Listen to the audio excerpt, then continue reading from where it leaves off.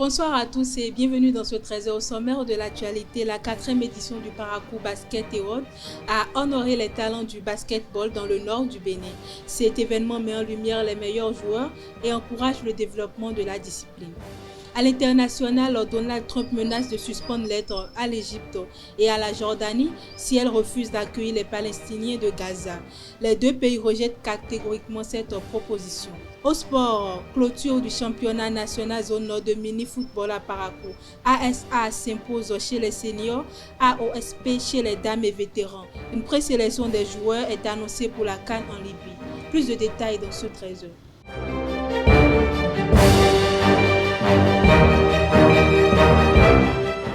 Comme je l'ai annoncé tout à l'heure dans le sommaire, la 4e édition du Parakou Basket Award s'est tenue le samedi 8 février 2024 à Parakou.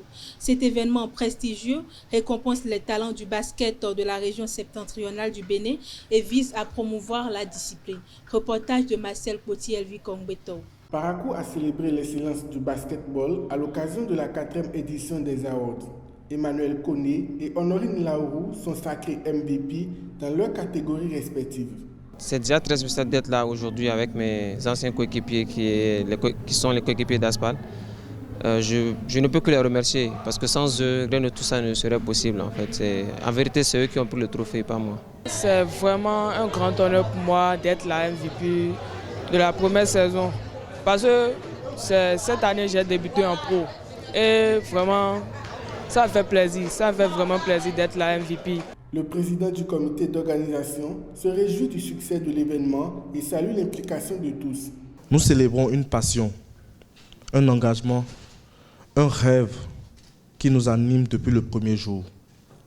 Mettre en lumière les meilleurs talents du basketball. J'adresse mes sincères félicitations aux différents nominés de cette 4e édition de Parakou Basketball Award. C'est tout simplement le fruit de vos performances et de votre aptitude à donner le meilleur de vous-même sur les terrains. D'autres lauréats ont également profité de l'occasion pour faire des suggestions en vue d'améliorer les prochaines éditions. Je remercie quand même le bon Dieu pour cette distinction et je prie qu'il garde, et nous, les organisateurs, tous amoureux de la balle orange, en pleine santé, pour qu'on puisse profiter d'année en année de tout ce que la balle orange nous offre.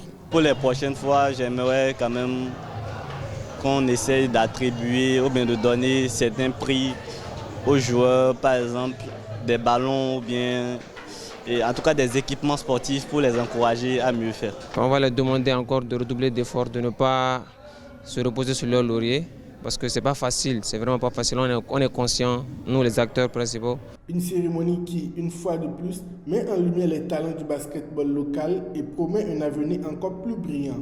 Dans le cadre de la 5e édition du Bénin d'Abaroutour, Barnabas Orokouma et son équipe ont échangé avec le ministère de l'Agriculture, de l'Élevage et de la Pêche. Reçu par le directeur adjoint du cabinet, Abdoulaye Toko, le groupe a discuté des progrès et des défis du secteur. Monsieur Toko a souligné les efforts du gouvernement pour rendre l'agriculture plus compétitive et durable. Grâce au Fonds national de développement agricole, l'accès au financement et à l'assurance agricole est facilité. La mécanisation progresse également, passant de 8% en 2015 à 19% aujourd'hui, avec 5 000 kits de tracteurs distribués à 6 000 acteurs formés. Une avancée significative pour une agriculture modernisée et performante. À l'international, le 10 février, Donald Trump a déclaré qu'il pourrait suspendre l'aide américaine à l'Égypte et à la Jordanie si elle refuse d'accueillir des Palestiniens de Gaza. Les deux pays ont rejeté cette proposition, insistant sur le respect des droits des Palestiniens. L'Égypte, par la voix de son ministère des Affaires étrangères, a fermement refusé toute solution portant atteinte aux droits des Gazaouis. Cette déclaration intervient après une rencontre avec son homologue américain à Washington. Les États-Unis appliqueront à partir du 12 mars de nouveaux droits de douane de 25% sur l'acier et l'aluminium. Ce décret signé le 10 février par Donald Trump s'inscrit dans la politique sioniste visant à renforcer l'industrie nationale. Selon lui, ces mesures visent à préserver la sécurité nationale face à l'augmentation des importations étrangères. Sport, pour boucler cette édition, le championnat national zone nord de mini-football s'est achevé le dimanche 9 février 2025 à Parakou.